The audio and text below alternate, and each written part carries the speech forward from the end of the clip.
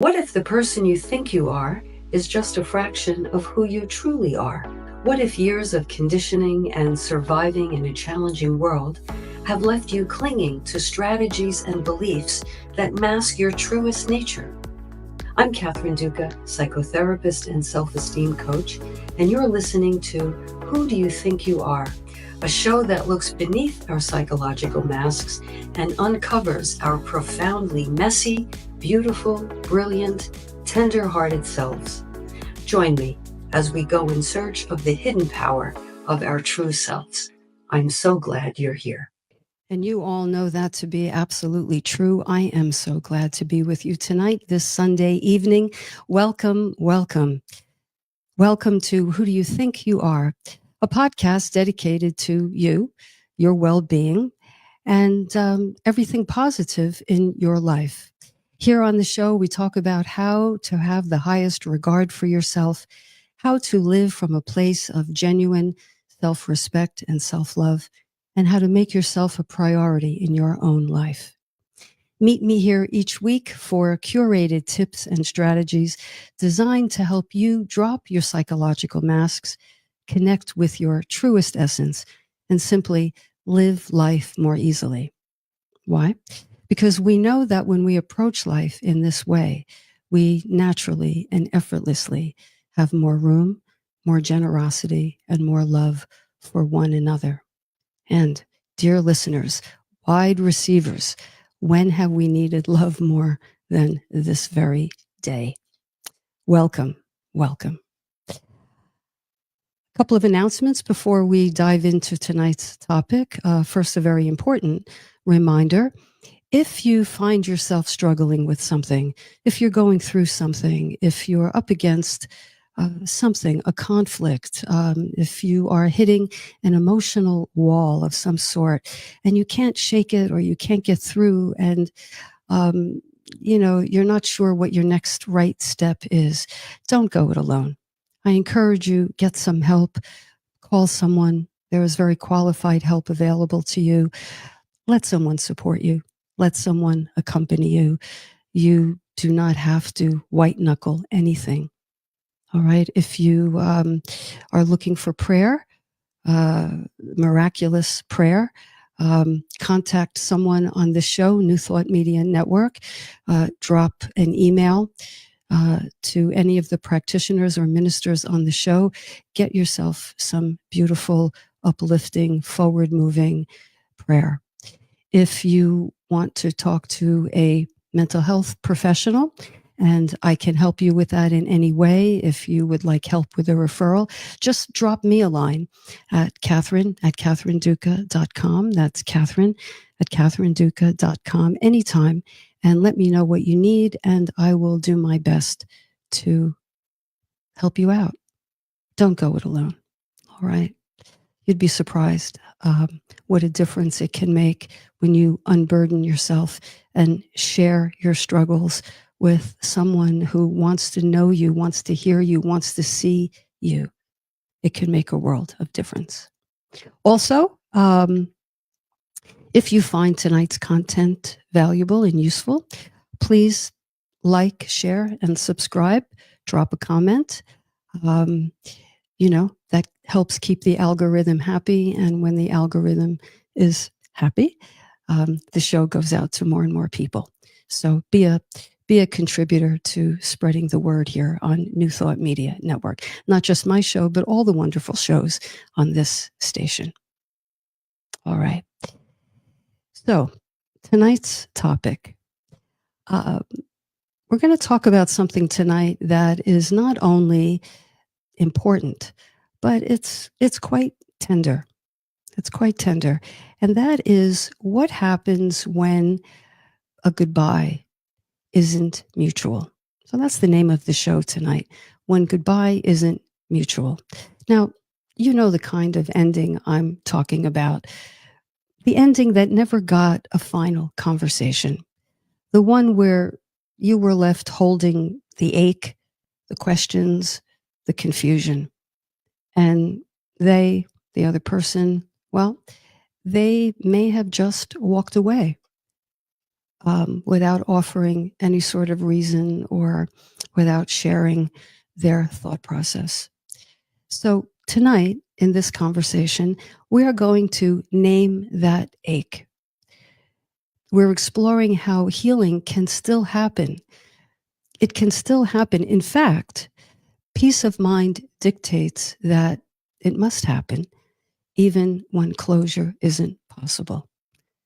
So if you're joining live, a special welcome to you. Feel free to drop thoughts or reflections in the chat. I'll be weaving some of your words, your comments into the conversation as we go. So please, any and all are welcome on this show. Now, this is potentially a very wide topic, the idea of unresolved goodbyes. The kind of goodbye I'm specifically talking about tonight is the goodbye in a relationship where it ended and you don't feel, or you haven't felt, a sense of, I'm going to say it, I'm going to say the word, closure. Closure. We're going to be talking quite a bit about closure, but I'm confining my remarks to that type of unhealed ending. There are so many ways in which relationships end. Uh, you know, uh, I'm probably not going to talk about when someone in your life passes unexpectedly, because that deserves a conversation unto itself. So I'm talking about, yes, the person may have passed, but you left, or the last time you interacted with that person, there was some level of conflict, and you have been walking around feeling unresolved. So, um, so we have to start with closure. Now, that's a word that's bandied about so very often. We're taught to believe that closure is a milestone of sorts, a destination, an end point when there has been an ending. And we come to expect that healing occurs, or closure occurs, when both parties come together, have a conversation, have a meeting of the minds, a meeting of the hearts, and part, if not amicably, part with some level of mutual understanding. That's what we think of when, or I think that's what many people think of when they think about closure. But what if that doesn't happen? What if that doesn't happen? And I think all too often it does not. I've worked with many clients over the years who waited and waited and waited for an apology that never came. In fact, as I was preparing for the show tonight, one particular client came to mind, but she actually typifies so many people. See if this resonates with you in any way, or someone you know. She waited and waited and waited for her person to call her back. And she kept rehearsing and perfecting the conversation she would have had he called her back, or had she run into him someplace. And she kept checking her phone incessantly. And by incessantly, I mean incessantly, every hour, every couple of hours. And this went on for almost 2 years. 2 years. And in that waiting, she was agonizing. And in that waiting, her healing was on pause, right? Her life was at a standstill. Can you picture this? Right? She felt unresolved, and she lived in a state of hopefulness, the kind of hope where she told herself, he's got to call. He just has to call. He can't possibly let it end this way. And so she checked her phone on the hour for nearly 2 years, didn't move on, and really was consumed by the fact that she didn't have the satisfaction of saying what she felt she needed to say. Now, I think if you live long enough, you encounter this sort of thing. You wait for someone to validate your pain, to acknowledge the rupture, to give you the all important, the so deeply longed for, I am sorry. I'm sorry I hurt you. But sometimes they won't, or don't, or can't. And that's where the real work begins. Because to stay in that place of, what's the word, incredulity, to be in disbelief and incredulous, how could they do this, is, and you know this, if you've done this or if you're doing it currently, I know a thing or two about this. I've done this myself. You live almost in a state of limbo, and there's kind of an open wound on your heart, and it becomes the backdrop to everything you do and everything you don't do in your life. So this whole idea of closure that's viewed as this clean, neat ending, this mutual agreement, this final chapter. In fact, the very definition of closure, I looked it up, is bringing to an end, bringing to a conclusion. This whole notion, I believe, in truth, particularly when it comes to a relationship ending, is rarely clean. It's rarely even-handed. And the unfortunate truth is it's rarely given. It's rarely given. So I would say that closure, as we have come to know it in this kind of destination-y sort of way, is really a myth. It's a myth. And I think most often what we're looking for, hoping for, yearning for when we think closure is an apology or an acknowledgement that the other person hurt you in some way, right? Isn't that true? Isn't that true? We desperately, almost desperately want the other person to reconsider or regret or reevaluate their decision to leave. We probably don't want them to say goodbye. But here's the thing. Here is the undeniable thing. If they are leaving, or if they have already left, if they're leaving or if they have already left, we have two choices.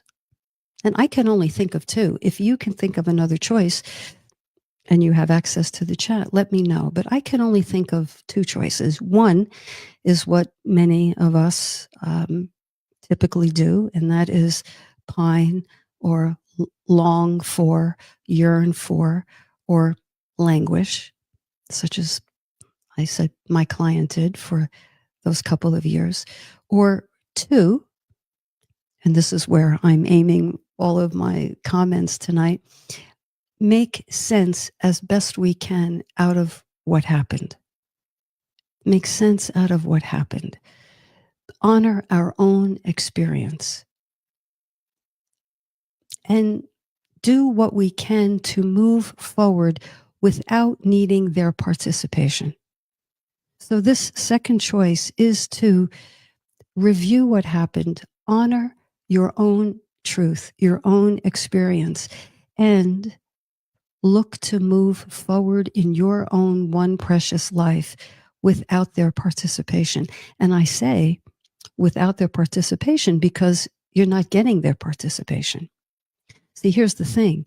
In the face of not getting their participation or any contact from them or anything whatsoever, if you still keep yourself in a state of hope, you are perpetuating, without realizing it. No one sets out to do this, but think about it. You're perpetuating your own hurt and your own limbo. And, tick-tock, tick-tock on our lives. We're not here on this earthly plane anyway, for, an indefinite amount of time. So to spend a good part of it languishing and lamenting and all those kinds of emotions, waiting in futility for that phone to ring, for that text to come through, to be, as my client told me, to be at a red light and praying that she looks over and sees the person at the light next to her, and she fantasizes what she would do, and she lives and longs for that moment. Well, you can see how that's just a prescription for unhappiness. So the idea, as I said before, of honoring yourself, honoring your truth, and making sense of what happened, I call that emotional integration. Emotional integration. I don't call it getting over it. I don't call it forgetting about it. I don't call it moving past it per se. I refer to it more as allowing this experience, this painful experience, this unwanted experience, to become a part of your life narrative, simply a part of your story, not a piece that defines you, but a part that is, a part of the mosaic that is your life. Your life. So you've heard me talk about, if you've tuned in before, emotional integration. We have various parts of ourselves. We're very strong in certain ways. We can be determined. We can be level-headed, clear-eyed, decisive. We can be excellent problem solvers over here.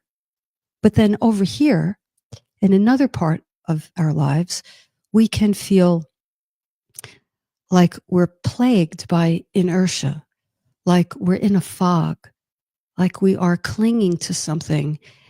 Sometimes we don't even know what we're clinging to, some vague notion that we will somehow change or that someone else will change. And,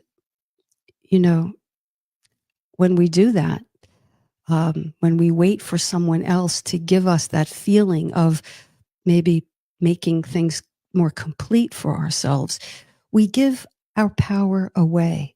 We abdicate our power. We hand it over. Can you hear that? We hand it over. And we tether our own healing to their willingness, And I submit to you that that's a pretty precarious place to live. Because maybe they will, but maybe they won't. And if they won't or don't or can't, are you going to continue to put your life on hold? So this is an important topic. I see way too many people who find themselves in that spot. They're really caught there. And this is a very tender spot where there is an unresolved conversation, where the person simply is unwilling or the person is gone, and that conflict is left dangling. That's a very, very painful space to live in. So what is the alternative? How do we achieve that second choice of, giving ourselves the completion that we need? None of us is a mind reader. None of us can speak really for that other person. We don't know what was on that person's heart or in that person's mind, do we? No, especially if we're perplexed by their exit. So I think the piece of work that's called for here is something that I call narrative repair. Narrative repair. Now, what is that? Well, that's the process, and this whole thing is a process. It's not an overnight occurrence. It's not something that one conversation can turn around. I hope this conversation helps you look at this differently, and I hope that you will consider trying on some of the suggestions I'll make a little later on in the show. But what is narrative repair? Well, it's the process of reclaiming your story. Reclaiming is the operative word. So even if they never acknowledged what happened, here's what you can say to yourself. Even if they never acknowledged what happened, I will, to myself, in the privacy of my own mind and my own heart. Even if they never recognized my worth, I will, in the privacy of the depths of my heart. Even if they never said goodbye, I will find my own ending. Can you hear that? So regardless of what they did or didn't do, the healing is in your hands. It's in your hands. So whether they betrayed you, ignored you, took advantage of you, your healing is within your capacity. It's in your hands. Now, here's the part that may not tickle. In fact, this may be a bit uncomfortable because you may have to confront some uncomfortable truths about yourself. So this is the part my clients don't really care for, at least initially. But I'm going to lay it out anyway, and stick with me. Hear me out here. So maybe you turned a blind eye toward that person's behavior. Maybe they did things, maybe there were red flags, and you overlooked them. You rationalized, you minimized them, you justified, you made excuses. And this is not the same thing. This is an important point. Rationalizing someone's behavior and sweeping it under the rug is not the same as being tuned in to their background, to their story, their origin story, their own woundedness. Because if you've listened to the show, you've heard me say many times, and if not, you'll hear it maybe for the first time. I say that I think I'm going to use the should word. We should all be, sensitive if we know other people's woundedness. We should be careful. We should be mindful not to, rush in and trigger them,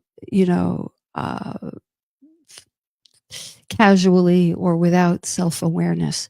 Because I think self-awareness does require that we be aware of ourselves and the people we interact with. But, and here's the big but, that's not the same as being responsible for other people's wounds. The only person who is responsible for healing or cleaning up our wounds is the person who has the wound. So I'm responsible for my wounds, no one else, not my partner in life, not my prayer partner, not my friends. No one is responsible for cleaning up my wound. I am. Nor am I responsible for cleaning up your wound or my client's wound or anyone's wound. So there is a distinction between being tuned in and aware and sensitive to versus feeling responsible for. And I think if we get that distinction down, I think life can proceed much more easily and our relationships can flow more easily. A couple more points and then I'll take a break and I'll go to the chat. So you may have to confront some uncomfortable truths and acknowledge your piece, your participation in how things got to where they are, whatever percentage yours might be. So even if you have 5%, I think it's important. In fact, I feel strongly about this. It's important to acknowledge your 5%, as painful as that, that honest reflection might be. But here's the thing about doing that honest reflection. That will help you redirect your attention from blame. Okay, even if you're right about what happened, because this doesn't have to, become about right or wrong, because that actually can trap you. Even if you're right, waiting to see that person at the red light so that you could finally tell them, they were wrong. You were right the whole time. Is just going to, again, keep you in that perpetual limbo. So whatever your piece is, acknowledging that will help you release yourself from something that was done to you, even if it was. You redirect from blame and possible victimization to self-growth. Because here's the thing again. If you had some participation and didn't realize it at the time, owning that now, understanding it now, having insight into what led you to do that now is your path forward. That's your growth. So it's not about rewriting the facts. Never. But it is about reclaiming your voice. You are the author now. You are the author of your narrative. So if the narrative was he or she or they didn't acknowledge me, they betrayed me, they went behind my back, how dare they? I thought we were in this together, and then they just switched off. And gosh, that's so painful. Let's have a moment of silence for just how painful that feels. They switched off, they disappeared, they ghosted, even after, some time together. It's so painful. The storyline can shift from, they did that awful thing to me, and I don't know how I'm ever going to get over it. And in fact, listen to this, I refuse to get over it. Let me mention this. Underneath being, quote, unable to move on is often a hidden refusal to move on. Why? Because refusal can be, in an odd way, gratifying. Because as long as we're mad, angry, protesting, having that imaginary conversation, how the hell could they do that to me? What was wrong with them?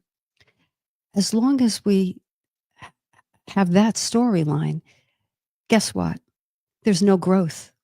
There is no moving forward. There is only tick-tock on our precious time. But if we can identify something we may have done, something we may have overlooked, something maybe we did that the other person was trying to tell us and we never saw it their way, but maybe with hindsight,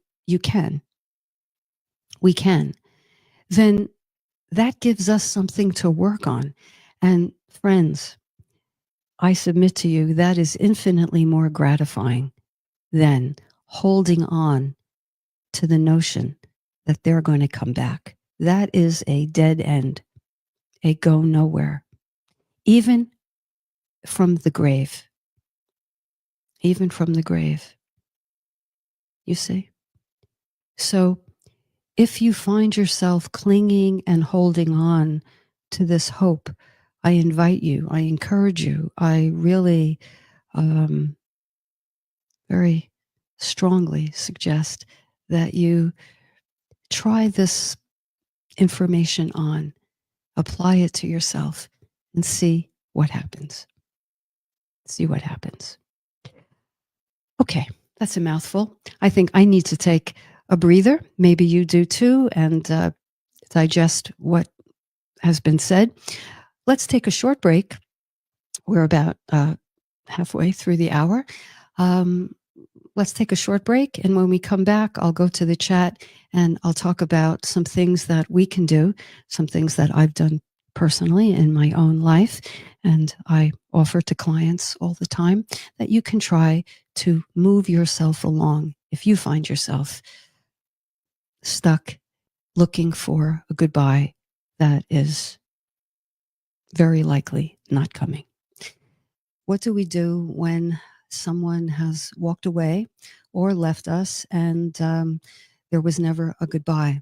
And we find ourselves holding on to the promise that somehow, some way, at some point in time, we will get our wish, and they will say, "I'm sorry." They will apologize. They will acknowledge the hurt that we feel. In the first half of the show, I framed out how holding on to that hope is not only most likely futile, but it is self-abandoning.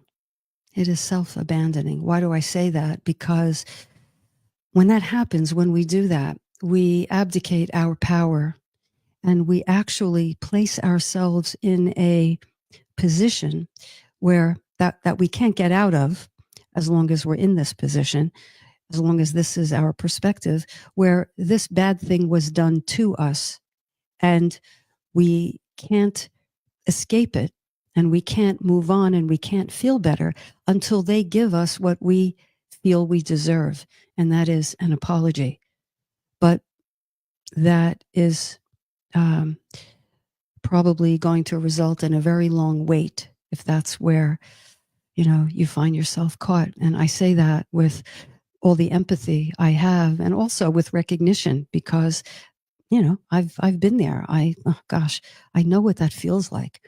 I know what that feels like. And I remember in my body, in my mind, how preoccupied I was. I couldn't believe that I would walk around, and I couldn't believe that other people weren't like, when they spoke to me, that they couldn't tell that I was so preoccupied with this, and that this was like the worst thing that could ever happen, because I was consumed wall to wall in my mind with how confused I was and how abandoned I felt.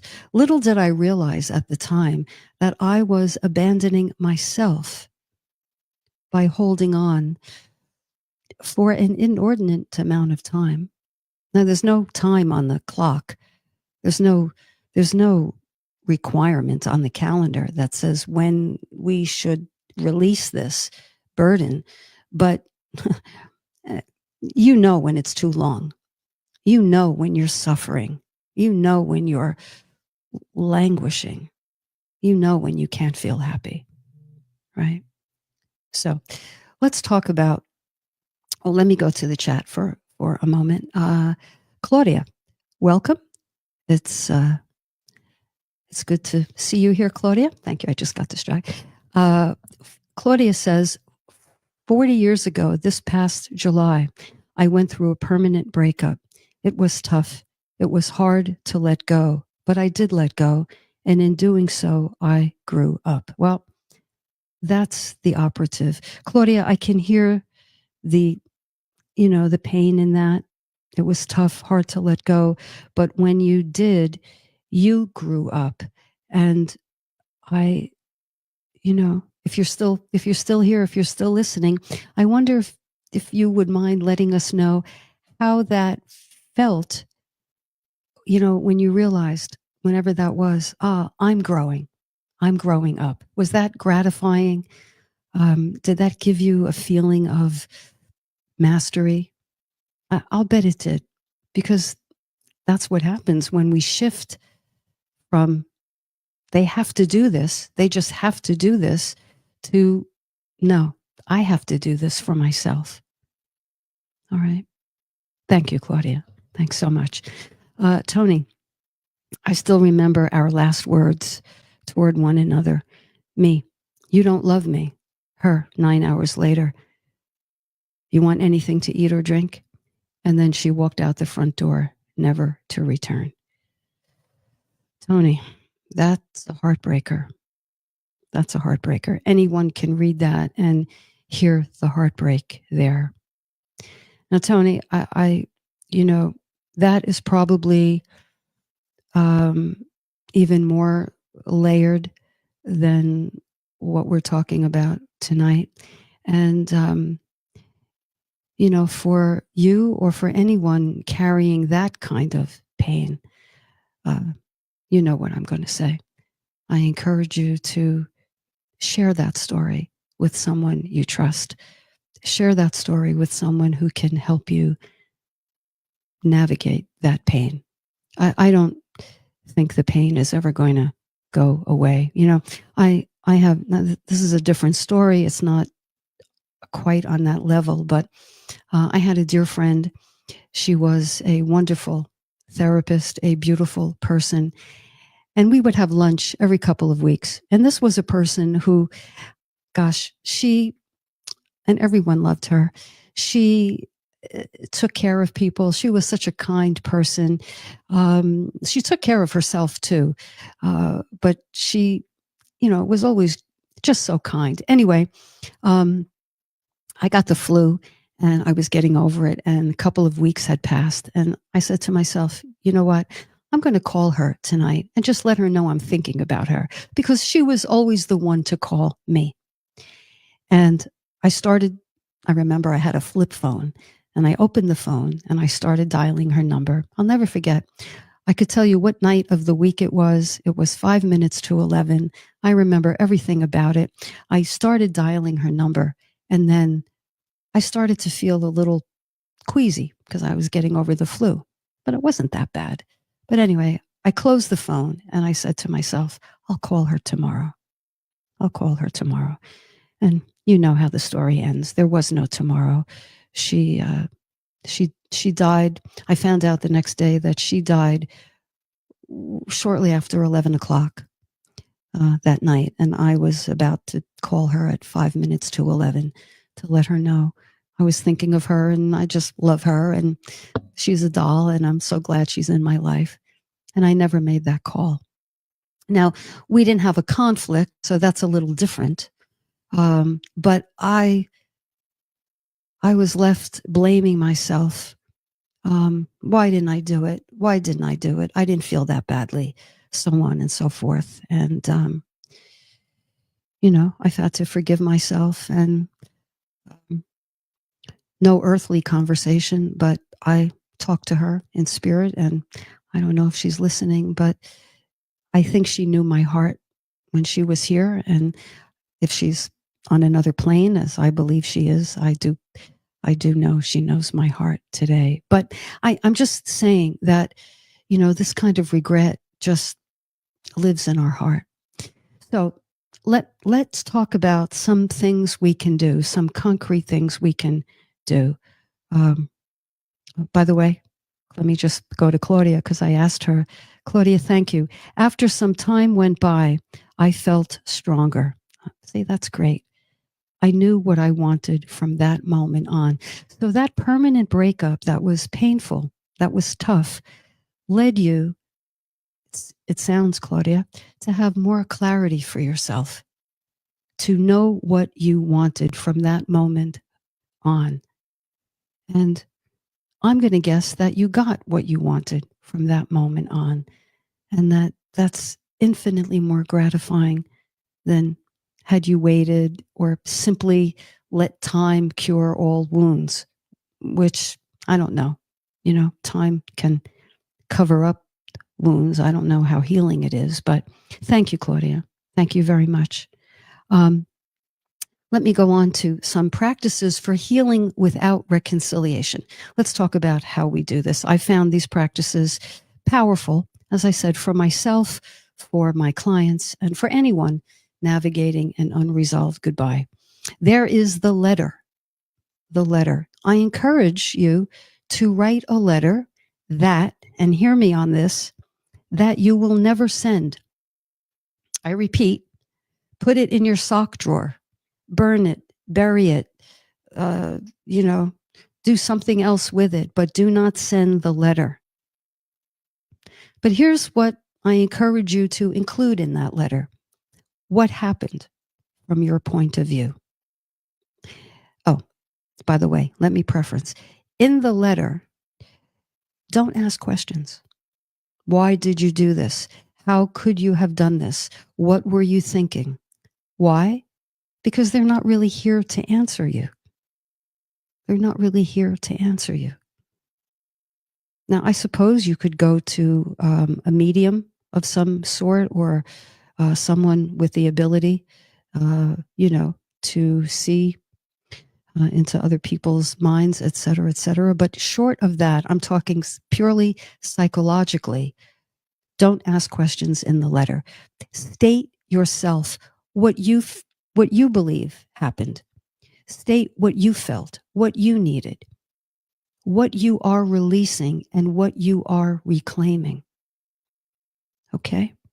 What happened, what you felt, what you needed, what you are releasing, the hope, the holding on, the fantasizing, the turning a blind eye, overlooking, sweeping under the rug, justifying.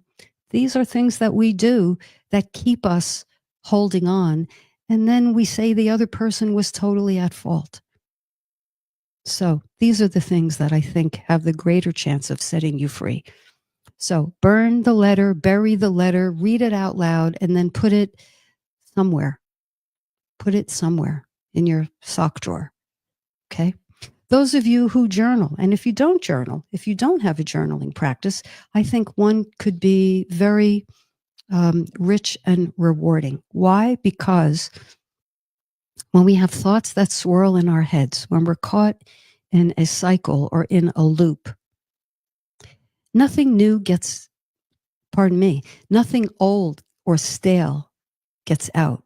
None of the old thoughts, the old perceptions get out, and nothing fresh comes in. It's like a closed echo chamber in our minds. So when we put ourselves in a position to express our thoughts and our feelings in words, and the best way to journal, better than typing, by the way, is to take a pen and paper and actually write. There's something about the brain and the body and the connection that makes this more real. Express your thoughts, because you'll be very, very surprised. People tell me this all the time, and I've experienced it. You go from this vague swirling to, as Claudia experienced, a more clarifying position. You articulate your thoughts. And when you put your vague thoughts or emotions into words, and you're looking at them and you're reading them, and you have some objectivity there between you and your words, well, something very unexpected often happens. You hear yourself differently. You hear yourself almost the way you would hear another person say those same things. And you can give yourself some empathy and some compassion. So, a final journal prompt: if I were the author of this ending, here's how I would like it to go. Now, of course, it's not going to go that way, because the past is in the past. But by stating how you would like it to go, you sort of give yourself, you give yourself a higher consciousness ending. And that has a certain vibration to it, a certain frequency. And now you can begin to live in that higher frequency rather than the lower, much lower frequency of blame and victimization and stuckness. So I feel that can be enormously helpful. There's also somatic rituals of release. I really like these. While you're thinking about this ending and the reconciliation that never happened, if you move your body, now this has been, research backs this up. If you move your body, if you dance, if you walk, if you stretch, if you shake off the energy, you are moving stagnant energy around this issue. If you can, get into some sort of water, bathe or swim or shower intentionally, and envision the stale, futile, outdated way of looking at this issue with fresh eyes. Look at it anew. Look at it with the power you are taking back, the way Claudia did. All right? Go in nature. Bury something symbolic. Bury something symbolic. Sit under a tree. Don't poo-poo this idea. All right? You're not Isaac Newton. I'm not, but sit under a tree.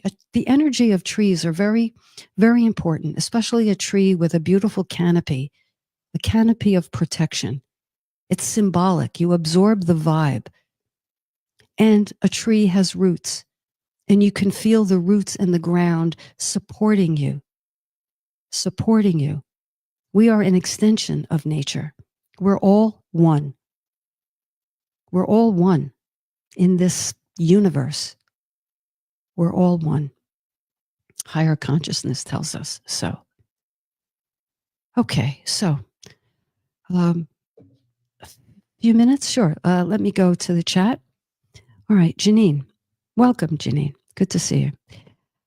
I think when these things happen, as much as it feels intensely personal for obvious reasons, it may really not be about us at all. It's the other person's hurt inflicted on others. Yeah, because, and Dawn is saying, important point, Janine, absolutely, because we've all heard the saying, hurt people hurt people.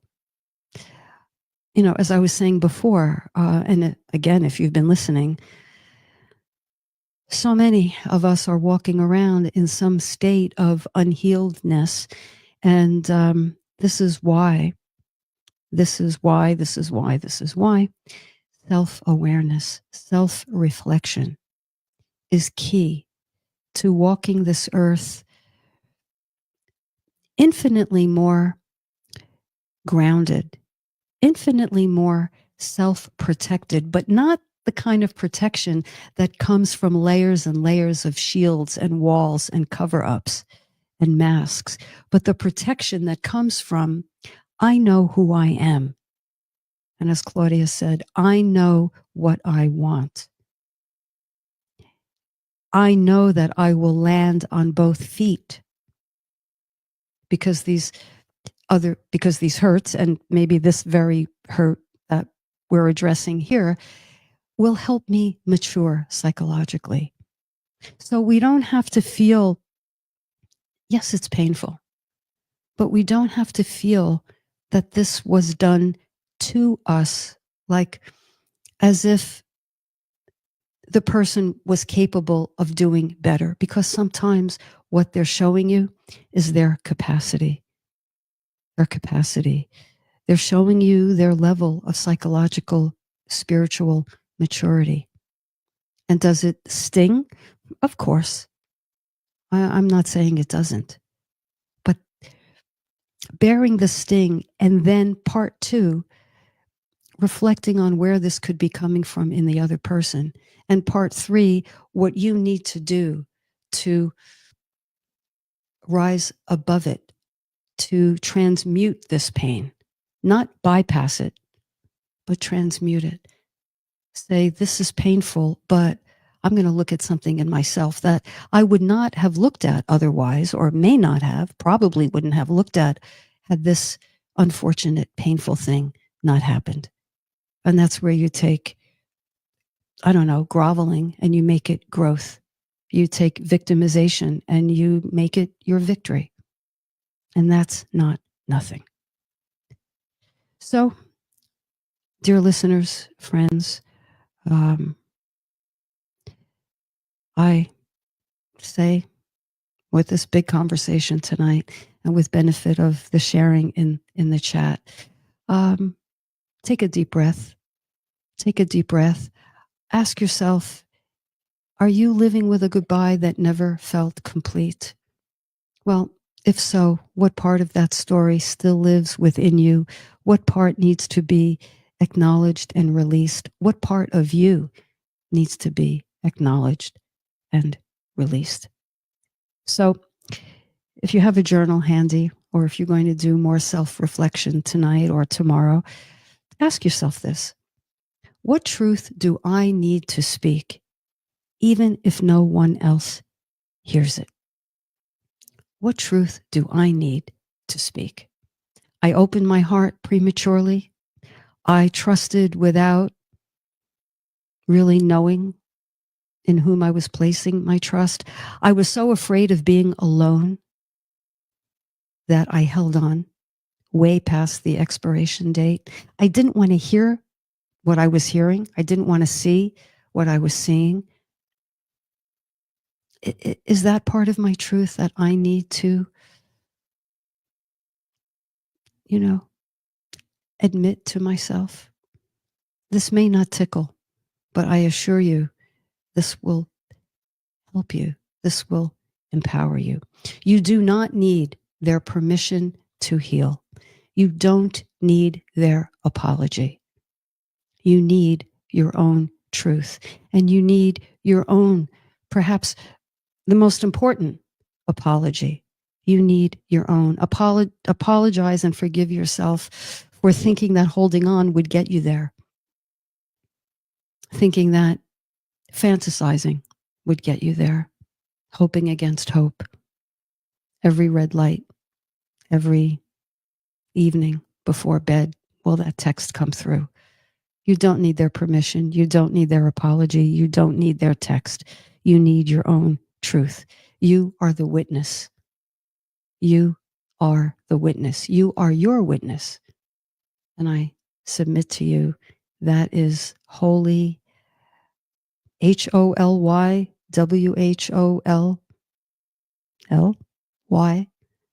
enough. That is enough, because you are enough.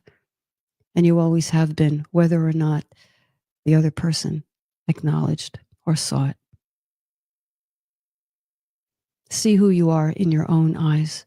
See who you are in your own esteem, not puffed up, but honest, level-headed, clear-headed, not foggy-minded, not avoidant, not detached, truthful. It takes courage to face the truth. It takes mastery. Well, it takes courage. Once you do it, actually, you have mastery. That's how that goes. So, dear listeners, wide receivers, be the receiver of your own benevolence, your own forgiveness, your own compassionate recognition. Be your own best friend. Reparent that inner child who may have been carrying things that never got said. Get that journal. Call someone. It's time you say it. It's time you express it. You're worthy of your own voice. I promise you that. So, thank you for spending this time with me. I will meet you back here next week, and we're going to talk about exploring. I wrote this down. We're going to explore actually the sort of the twin issue of holding on for an acknowledgement. We're going to talk about the emotional cost of self-abandonment. That's it's the twin issue, if you will. We're going to talk about the cost of emotional abandonment. You say, what? Emotional abandonment? I don't abandon myself. Well, there are ways in which I think many of us do that. I know I do at times. So I have to keep coming back and reminding myself. Because if we self-abandon, we're going to look at how to come back home to ourselves. So that's on the menu for next week. I hope you find the time to join me. Thank you. This has been a pleasure and an honor. I wish you well. You know this already, but I'm going to remind you, you are not only loved, you are love. You can't help it. You didn't do anything to get that way. And guess what? You can't do anything to unbecome that. So you're stuck with that. You are love. Spread it around. Thanks. I'll meet you back here next week. You're listening to Who Do You Think You Are? Have a great week. Love you all. Good night.